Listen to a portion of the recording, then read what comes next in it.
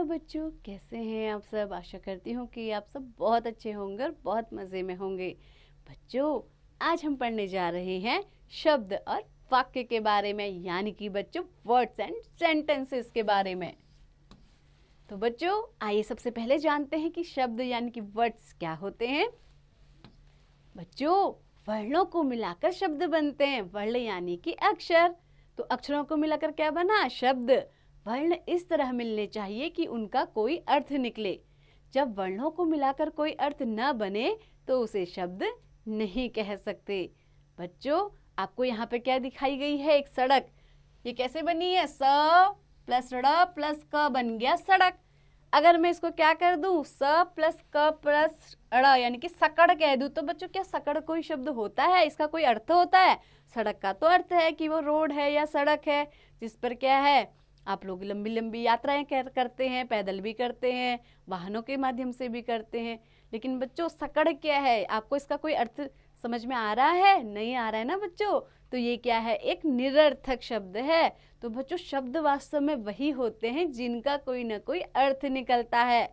तो बच्चों सकड़ का कोई अर्थ नहीं है, इसीलिए इसे शब्द नहीं कह सकते।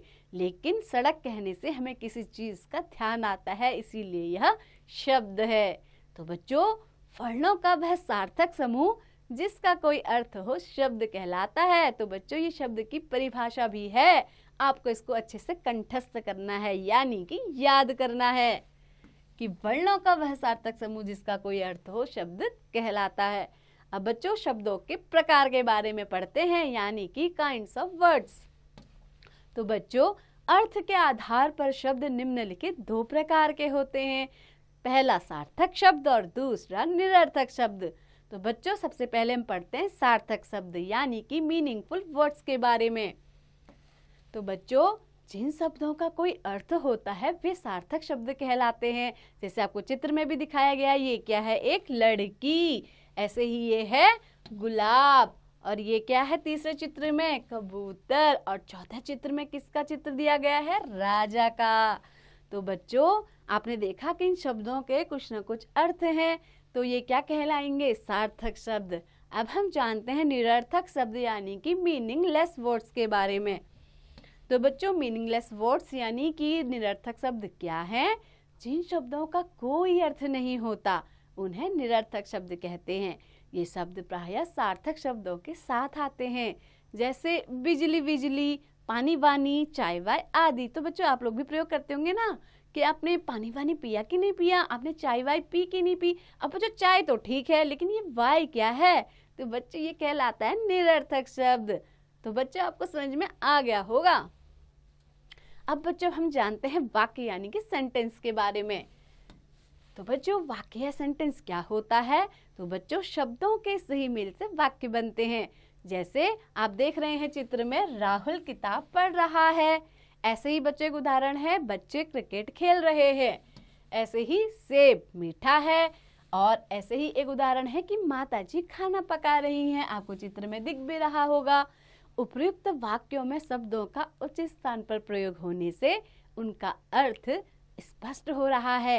यदि शब्दों का प्रयोग उचित स्थान पर न किया जाए तो उनका कोई अर्थ नहीं निकलेगा।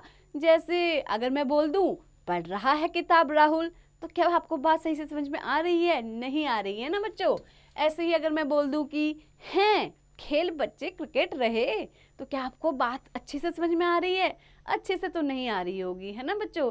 ऐसे ही मीठा है सेब, रही है पका माताजी खाना, तो बच्चों ये क्या आपको अच्छे से वाक्य लगता है, नहीं ना। तो बच्चों दो या दो से अधिक शब्दों का वह सार्थक समूह जिसका कोई अर्थ हो वाक्य कहलाता है। तो बच्चों वाक्य की ये परिभाषा आपको अच्छे से याद भी कर लेनी है। बच्चों जिस प्रकार शब्द निर्माण में वर्णों को क्रम में लिखना आवश्यक है, उसी प्रकार वाक्य निर्माण में भी शब्दों को क्रम में लिखना बच्चों आवश्यक होता है ना। अगर हम क्या करेंगे, शब्दों का स्थान बदल देंगे तो वो वाक्य क्या है, बिल्कुल खराब हो जाएगा और वो वाक्य रहेगा ही नहीं। तो बच्चों आइए अंत में एक बार दोहराव कर लेते हैं इस पाठ को, आइए दोहराएं। तो बच्चों वर्णों के मेल से शब्द बनते हैं। आपने सीखा, और क्या सीखा, कि वर्णों का वह सार्थक समूह जिसका कोई अर्थ हो शब्द कहलाता है। साथ ही अर्थ के आधार पर शब्दों के दो प्रकार होते हैं, सार्थक व निरर्थक। और बच्चों आपने क्या सीखा? दो या दो से अधिक शब्दों का वह सार्थक समूह जिसका कोई अर्थ हो वाक्य कहलाता है। तो बच्चों आशा करती हूँ कि आपके पाठ अच्छे से समझ में आ गया होगा। तो बच्चों पढ़ते रहिए, निरंतर अभ्यास करते रहिए।